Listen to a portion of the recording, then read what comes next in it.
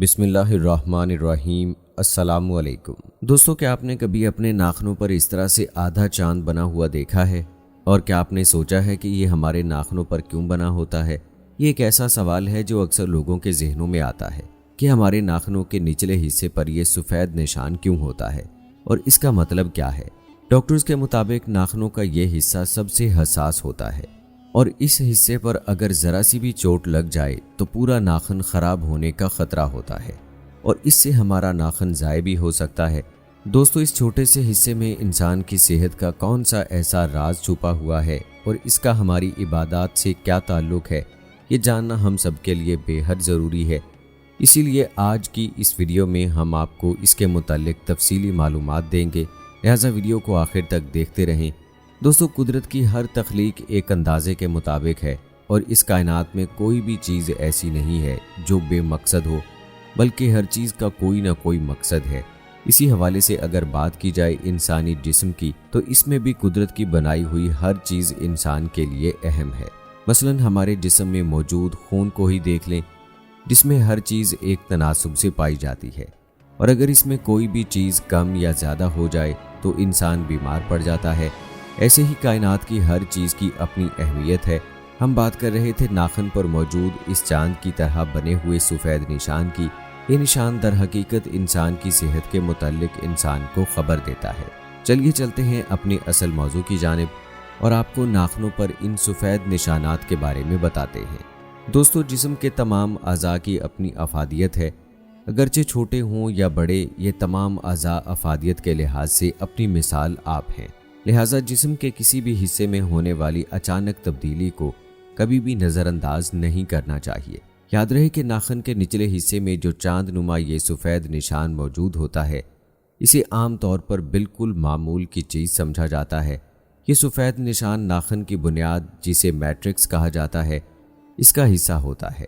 اگر یہ نشان اچانک ناخن پر سے غائب ہو جائے تو یہ جسم میں آئرن اور وٹامن ڈی کی کمی کی طرف اشارہ کرتا ہے، جبکہ اس نشان کا چھوٹا ہونا اور دھندلا ہونا لو بلڈ پریشر اور تھائرائیڈ کی طرف اشارہ کرتا ہے۔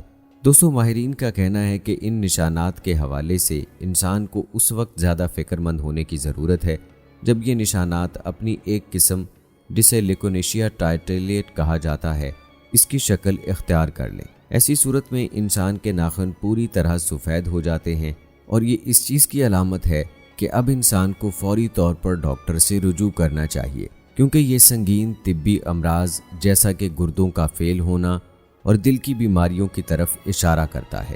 جبکہ اگر یہ نشان ناخنوں پر ایک لکیر کی شکل میں ہوں تو یہ اس بات کی نشانی ہوتی ہے کہ آپ نے جانے انجانے میں کسی قسم کے زہر کا استعمال کر لیا ہے، مگر خوش قسمتی سے آپ اس زہر کے اثر سے بچنے میں کامیاب رہے ہیں۔ دوستو، یاد رہے کہ ایک خاص قسم کی پروٹین سے بنے ہمارے یہ ناخن ہمارے ہاتھوں اور پیروں کے آخری حصوں کے محافظ کے طور پر کام کرتے ہیں۔ اور اگر بات کی جائے ان ناخنوں پر موجود سفید نشانات کی، تو ناخنوں پر پڑنے والے یہ نشانات دو قسم کے ہوتے ہیں۔ ایک وہ جو سفید اور گلابی ہوں، یہ عموماً دھبوں کی صورت میں ہوتے ہیں، اور دوسرے ناخنوں کے نچلے حصے پر چاند کی شکل میں سفید رنگ میں موجود ہوتے ہیں۔ اب ہم بات کرتے ہیں سفید اور گلابی نشانات کے بارے میں، جو کہ دھبوں کی صورت میں ناخنوں پر موجود ہوتے ہیں۔ دوستو، اگر یہ نشانات ایک یا دو ناخنوں پر موجود ہوں تو پریشانی کی کوئی بات نہیں، یہ قدرتی یا پھر ناخنوں پر لگنے والی کسی چوٹ کا نتیجہ ہو سکتے ہیں۔ لیکن اگر یہ نشانات تمام ناخنوں پر نمودار ہوئے ہیں تو ان کی کوئی نہ کوئی سنگین وجہ ہو سکتی ہے۔ ایسے نشانات زیادہ تر عورتوں کے ناخنوں پر اکثر نمودار ہو جاتے ہیں، اور اس کی ایک وجہ یہ ہے کہ خواتین جو نیل پالش استعمال کرتی ہیں، اس کے ری ایکشن کی وجہ سے یہ نشانات ان کے ناخنوں پر نمودار ہو جاتے ہیں۔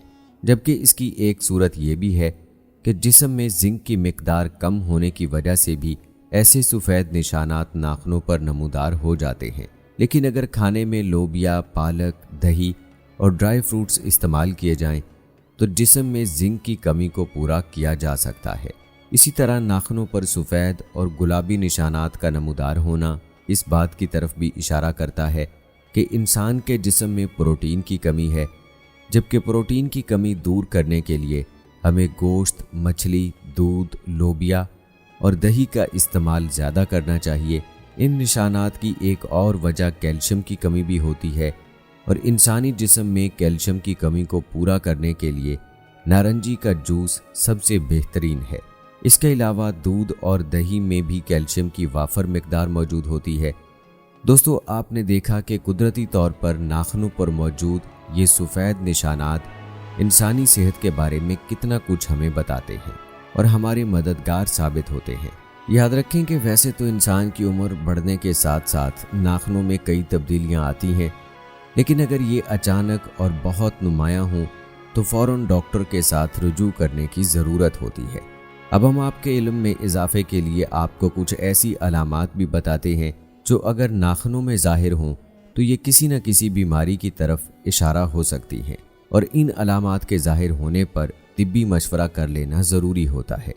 इसलिए हर ख़ास और आम के लिए ज़रूरी है कि उसे इन अलामात के बारे में पता हो ताकि वो किसी बड़ी मुसीबत से पहले ही अपना इलाज करवा सके। दोस्तों, नाखूनों पर मौजूद सफ़ेद निशानात के अलावा भी कुछ अलामात नाखूनों पर ज़ाहिर हो सकती हैं और ये अलामात क्या हो सकती हैं, आइए इस बारे में भी हम आपको बताते हैं। अगर आपने कभी गौर किया हो तो अक्सर औकात हमारे नाखूनों का रंग पीला भी हो जाता है और नाखूनों की रंगत पीली होने की सूरत में कहा जाता है कि ये इंसान के फेफड़ों के मसाइल की निशानदही करता है। इसी तरह माहिरीन का कहना है कि नाखूनों पर गहरे भूरे या फिर स्याह रंग की पट्टी का नमूदार होना मुख्तलिफ जिल्दी मसाइल और जिल्द के कैंसर की निशानी भी हो सकता है। तो ऐसी सूरत में हमें चाहिए कि हम डॉक्टर से रुजू करें ताकि वो हमारा मुआयना करके हमें किसी बड़ी मुसीबत से बचा सके। इसके अलावा अगर नाखून का ऊपरी हिस्सा सफ़ेद हो जाए तो ये आम तौर पर उम्र बढ़ने की अलामत होता है, लेकिन अगर आप अपने जिस्म में किसी और मसले को भी महसूस कर रहे हैं तो डॉक्टर से रुजू करें, क्योंकि ये निशानात अक्सर औकात गुर्दों और जिगर के मसलों की भी निशानदही करते हैं।